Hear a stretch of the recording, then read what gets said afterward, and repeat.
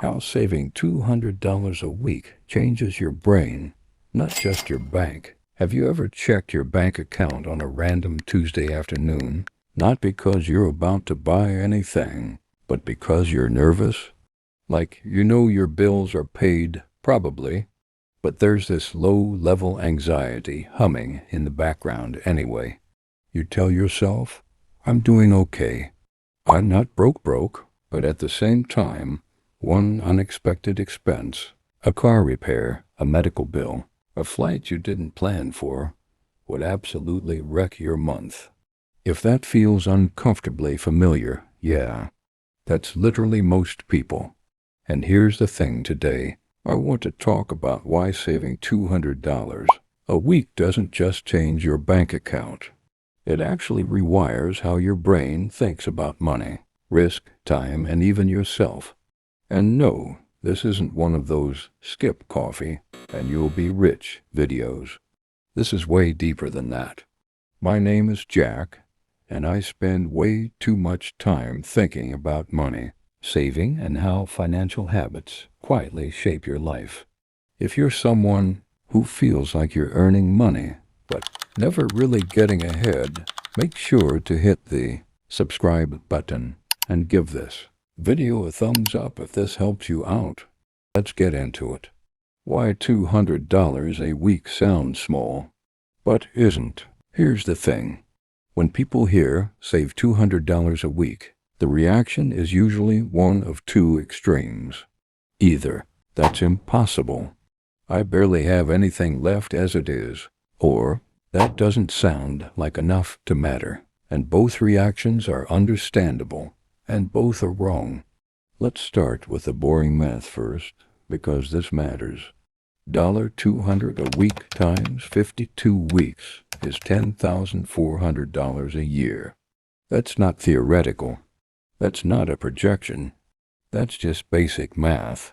Now here's what most people don't realize.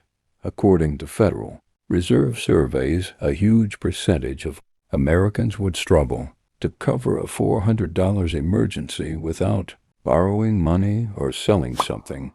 So if you're saving $10,400 a year, you're not just doing a little better. You're operating on a completely different financial plane than the average person. And this is where it gets really interesting, because the biggest impact isn't the money itself. It's what happens psychologically once that habit is locked in. 2. The first brain shift from panic to buffer. Let's talk about stress. Financial stress isn't usually about how much you make. It's about how thin your margin is. When your margin is zero, every decision feels high stakes. Every expense feels like a threat. Every unexpected event feels personal.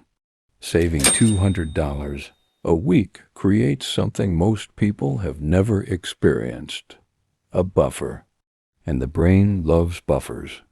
Neurologically, your stress response is tied to uncertainty. When your brain knows there's a cushion money that exists for no immediate reason, your nervous system calms down. You stop reacting. You start responding. People underestimate how much better they think when they're not constantly worried about money. This is why two people making the same income can live totally different lives. One has margin, the other doesn't. 3. Why consistent saving changes your identity. Now you might be thinking, okay, sure, less stress sounds nice, but how does this change your brain? Here's the answer: identity reinforcement. Every time you save $200, you're casting a vote for a new identity. You're no longer someone who hopes to be good with money. You're someone who is good with money. Psychologists call this identity-based behavior. Your actions shape how you see yourself, and how you see yourself shapes your future actions. Once you've saved consistently for a few months, your internal dialogue changes.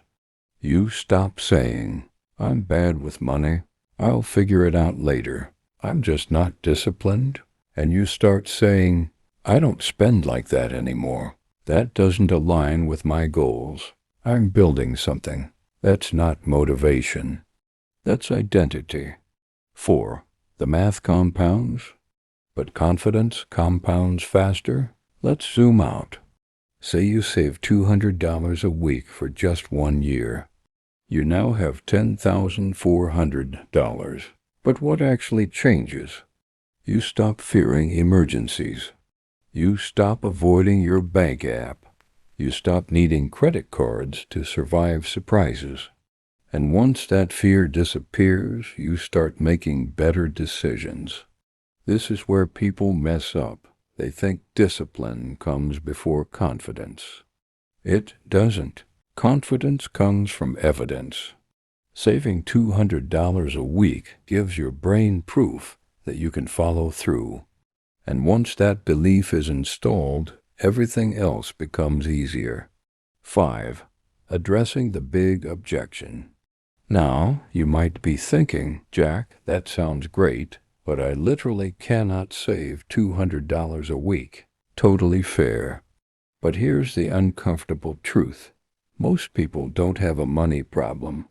They have a cash flow awareness problem.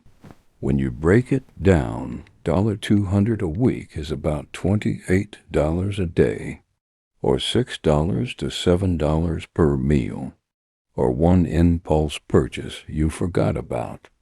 I'm not saying it's easy. I'm saying it's usually possible with intentional changes. And here's what matters most. You don't start at $200. You build to it. 6. The step-by-step way to make this real. Here's a simple system that actually works. Step 1. Start with $50 a week. Prove consistency before increasing the amount. Step 2. Automate it. Willpower is unreliable. Automation is not. Step 3. Increase by $25 every 2 to 3 weeks.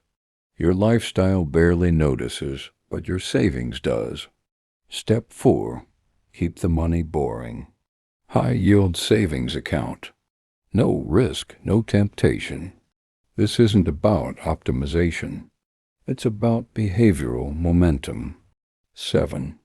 Why this habit spills into everything else. Here's what most people don't realize. Once you master one disciplined financial habit, it leaks into other areas of life. You start eating better. You start planning ahead. You start saying no more easily. Why? Because discipline isn't about restriction, it's about self-trust. And self-trust is addictive. 8. The longer-term effect most people never talk about.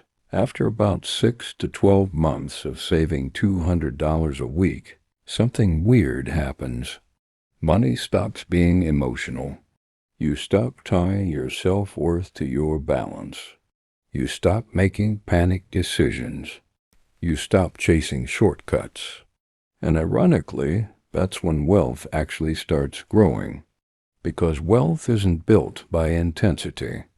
It's built by repeatable, calm decisions over time. 9. The real point of this video isn't about $200. It's about proving to yourself that you can delay gratification. You can follow a system. You can build momentum. Once your brain understands that, the numbers almost become secondary. Look, saving $200 a week won't just give you money. It'll give you control. And control is the foundation of every strong financial future. If this video helped you see money differently, hit the thumbs up. It helps more people see it.